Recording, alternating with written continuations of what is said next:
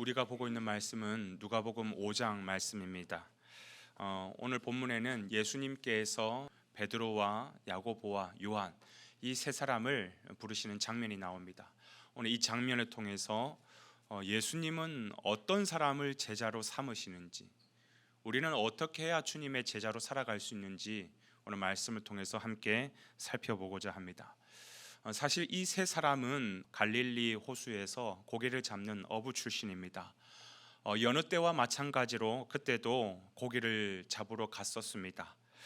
제가 잠깐 이때 당시에 그리고 이 지역에서 고기 잡는 문화를 잠깐 설명을 드리자면 이들은 낮에 일을 하지 않습니다.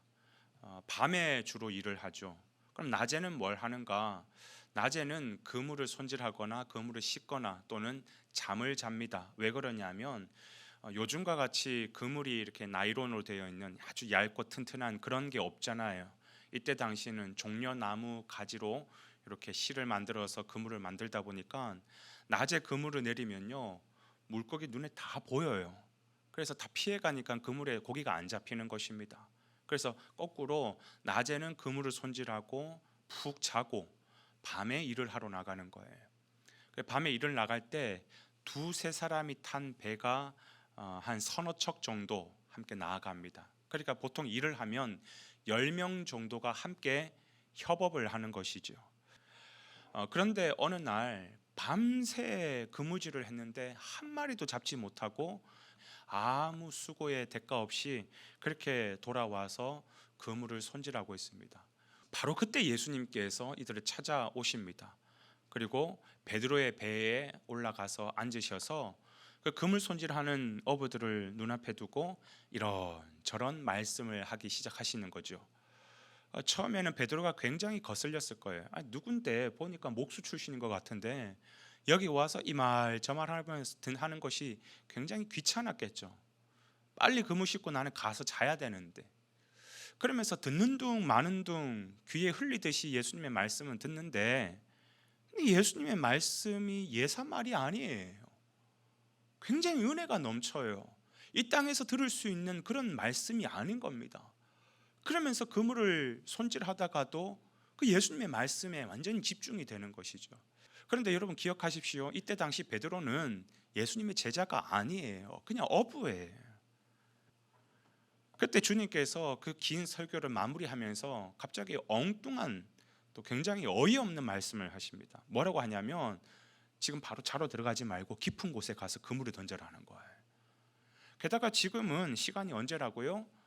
일을 할 수 없는 낮 시간이라고요. 낮에는 아무리 그물을 던져도 고기가 잡히지가 않습니다. 그런데 베드로의 대답이 뭔지 아십니까? 5절 말씀 이렇게 얘기하는 거예요. 내 경험, 내 생각 다 내려놓고 주님께서 말씀하시니 그 말씀에 의지하여 내가 순종하겠습니다. 내가 그물을 내리겠습니다 라고 말씀하고 있죠. 여러분 여기서 중요한 표현이 뭐냐 하면 인칭이 변화되고 있는 것. 제가 5절 말씀을 다시 한번 읽어보겠습니다. 시몬이 대답하여 이르되 선생님 우리들이 밤이 새도록 수고하였으되 잡은 것이 없지만은 말씀에 의지하여 내가 그물을 내리리이다 하고. 보통 고기 잡는 일은 앞서 제가 말씀을 드렸죠. 두세 사람이 탄 배가 최소 서너 척이 함께 갑니다. 그러니까 보통 일을 하면 10명 정도 일을 하는 거니까 우리들이 밤이 새도록 수고했다라고 하는 이 우리라는 말이 맞죠. 이 인칭이 맞죠. 그런데 이 우리라는 말을 썼던 베드로가 뒤에 가서는 우리가 그물 내리리다라고 얘기하지 않고 내가 그물을 내리리다라고 인칭이 변화되는 거예요. 이렇게 우리라는 단어에서 내가라는 말로 바뀌었다라는 말은 뭐냐면 베드로가 생각해도 지금 이 상황상 누가 이 말을 듣고 그물 던지러 가겠습니까? 99%가 안 갈 거라고 생각을 한 거예요. 그러나 나는 혼자라도 한번 가보겠습니다. 그 대낮에 잠을 못 자더라도 그리고 가서 혼자 깊은 곳에 간다 할지라도 그물을 내리겠습니다 라는 그 일을 의미하는 것이에요. 그런데 그때 어떤 일이 벌어졌습니까? 고기가 굉장히 많아가지고 그물이 찢어질 정도였다는 것이. 그런데 다행히 와 이거 어떻게 잡아 올리나, 이 그물 찢어지는데 다행히 둘러보는데 베드로 혼자만 간 게 아니었더라고요. 동료 몇 명이 같이 따라왔더라고요. 그래서 동료들에게 도움을 요청하죠. 빨리 와서 나를 도와달라고.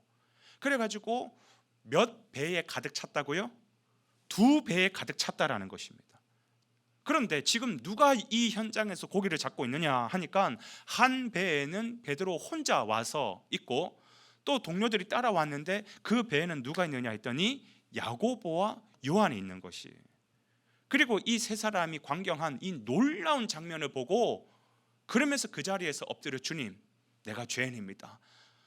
나를 떠나소서 하면서 그 주님 앞에 죄인됨을 고백하고 주님을 따르는 그런 제자가 되는 것이죠. 사랑하는 여러분, 예수님께서 찾으시는 사람은 어떤 사람인가? 예수님은 어떤 사람을 제자로 삼으시느냐?